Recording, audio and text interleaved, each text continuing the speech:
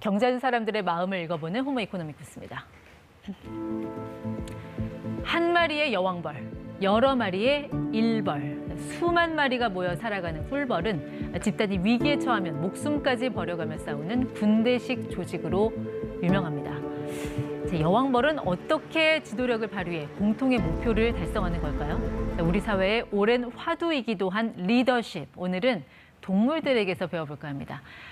행동생태학자 장익원 이화여대 에코과학부 교수 나오셨습니다. 네, 교수님 안녕하세요. 예, 안녕하세요. 행동생태학 그리고 진화생물학 이 분야 권위자라고 들었는데 도대체 뭐 어떤 걸 연구하시는 겁니까? 동물이 어떻게 살아가고 있는지 우리 사람으로 치면 뭐 사회학 정도라고 할 수가 있는데요. 네. 그래서 저는 주로 동물의 의사소통 그리고 예. 리더십에 대해서 연구하고 있습니다. 리더십이요? 우리 예. 보통 리더십 하면 뭐 세종대왕이나 이순신 떠올리는데 동물에게도 이런 리더십 같은 게 있습니까? 이 집단을 이루고 살고 있는 동물들은 뭐 일시적이든 아니면은 지속적이든 리더가 있다고 보면 돼요. 사실 저는 이 리더십이 왜 필요한가 이것을 과학적으로 좀 분석을 하였는데요. 네. 집단 생활을 하는 동물들을 보면은 우리 사람도 마찬가지고 다 욕구가 달라요. 예를 들어서 여기 뭐 미어캣이 있어요. 아니면 코끼리가 있어요. 네. 자, 오늘은 강가에 가서 풀 먹자. 또 얘들은 저기 우리 야산에 가서 풀 먹자. 그러면 어떻게 돼요? 우리가 찢어지겠죠. 이제 그렇게 되면은 이 포식자의 공격에 노출되기 쉬워요. 네. 자, 그러면은 지금 이런 문제가 발생할 때 사회적인 조정이 필요하고 네. 바로 그때 리더와 팔로워가 있을 때 의사결정을 쉽게 할 수가 있어요. 동물 집단에서도 다양한 이해관계를 조율해주는 누군가의 리더가 필요하고 있다라는 말씀이신 것 같은데 지금까지 연구하시면서 이런 리더십은 사람보다 낫다한 뭐 그런 경우가 있었습니까? 저는 기본적으로 이 동물의 리더십이라고 해서 우리 사람의 리더십보다 더 뛰어나다 이것은 없었습니다. 네. 그렇지만 일부 동물들을 보면은 정말 이렇게 뛰어난 리더십을 보이는 경우가 많이 있는데 가장 정말 마음에 와닿는 리더십 하면 저는 이 코끼리의 리더십, 이 코끼리 같은 경우에는 할머니가 리더이에요. 여왕벌은 어떻습니까? 혹시 벌? 여왕벌도 네. 예, 정말 훌륭한 리더십을 가지고 있는데요. 이 여왕벌 같은 경우에는 이 수많은 무리를 이렇게 일사불란하게 이끌어야 되는 리더십이 필요하잖아요. 그런데 이 개인들을 보면은 전부 다 자기를 위해서 일을 해요. 그러면 여왕벌의 가장 큰 고민은 무엇이겠어요? 이 개인들이 이 사회 전체를 위해서 일을 하도록 해야 되잖아요. 그래서 여왕벌은 이 개인의 이익과 그 사회 이익을 일치시키는 이러한 능력을 가지고 있어요. 그 동물들 세계에서 그러면 리더는 어떻게 탄생합니까? 그러니까 어떤 동물이 리더가 돼요? 주로 이게 신체적으로 강건한 리더, 쉽게 싸움을 통해서 리더가 되는 경우가 많이 있어요. 네. 신체적으로 강건한 이런 리더 개인들이 리더가 되기도 하고, 그다음에 코끼리 같은 경우에는 나이가 많은 개인이 리더가 되기도 하고.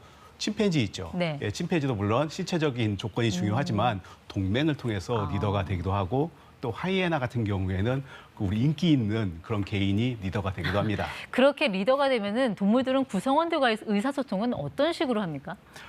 의사소통 같은 경우에는 주로 우리가 뭐 시각이라든가 청각 이런 화학과 같은 소통 채널이 있어요. 동물도 똑같이 이용하는데요. 네. 뭐 꿀벌 같은 경우에는 우리가 춤을 춰서 뭐 그러니까 약간 이렇게 촉각 같은 것이죠. 팔자춤. 예. 개미 같은 경우에는 주로 이렇게 냄새를 통해서 의사소통하기도 하고. 그래서 의사소통 방법은 우리가 이해할 수도 있고 모를 수도 있지만은 우리 인간이 사용하는 채널과 거의 비슷하다고 보면 됩니다. 북극 지방 같은 데서는 리더가 된 동물은 절대 사냥하지 마라. 뭐 이런 전통 지식이 있다고 하는데 이건 무슨 얘기예요? 카리브인데요. 네. 이 카리브는 이렇게 봄이 되면은 저 북쪽 지방으로 이주를 해요. 순록이죠? 카리브? 네, 카리브하면 슬록. 둘이 이렇게 같은 용어인데요. 그런데 이 리더가 길을 알고 있는 리더가 나머지 무리를 이끌고 이렇게 길을 찾아가요. 자, 그런데 만약에 우리가 리더를 죽이죠. 예. 사냥을 해서 잡아먹죠. 자, 그렇게 되면은 그 다음에는 그 길을 알고 있는 리더가 없어요.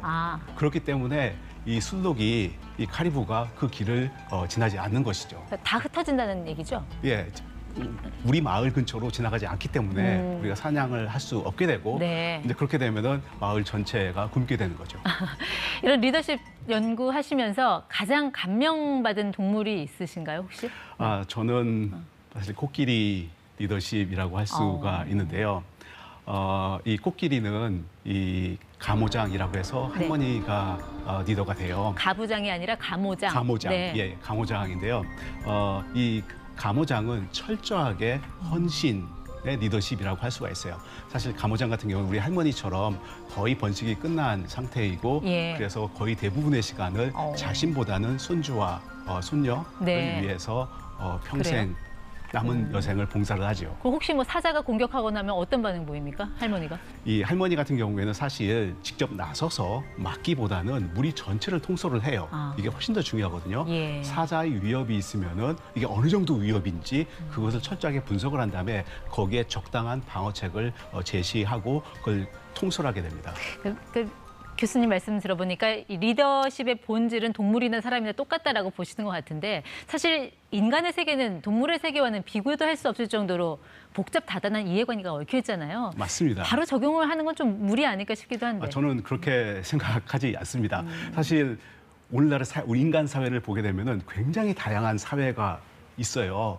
그리고 그런 사회에서 작동하는 원리가 다 달라요. 네. 근데 그런 원리를 우리가 도대체 어디서 배울 수가 있을까요? 저는 이것을 이 다양한 동물 사회를 네. 보면은 여기서 작동하는 원리가 바로 그 새로운 인간 사회에 적용할 수 있다고 생각합니다. 네, 우리가 뭐 완벽한 리더는 없다고 해도 완벽한 리더에 대한 갈망은 늘 갖고 있지 않습니까?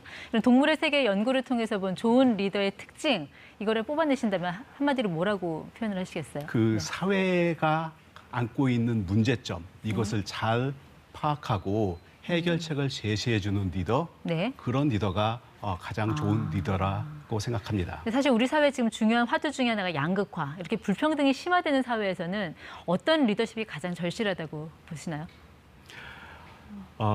이것은 그 리더십이라는 것은 결국에는 이게 사회적인 결속력이고 이 사회적인 결속력을 이루기 위해서는 이 구성원들의 욕구를 잘 파악을 해야 돼요. 네. 저는 그렇기 때문에 이 구성원들이 무엇을 원하는 것인지 그리고 이것을 위해서 그 사회적인 조정을 어떻게 할 것인지 이제 바로 그런 리더십이 필요하다고 생각합니다. 네, 난세에 영웅 난다고 하듯이 사실 위기가 또 뛰어난 리더를 만드는 법이기도 하잖아요. 요즘 보면 앞서 우리가 뭐 뉴스를 통해서도 봤지만 워낙 경제적으로 대내적인 불확실성이 큰 시대인데 이럴 때 참 리더가 무언가를 결정하는 건 어렵다란 말이죠.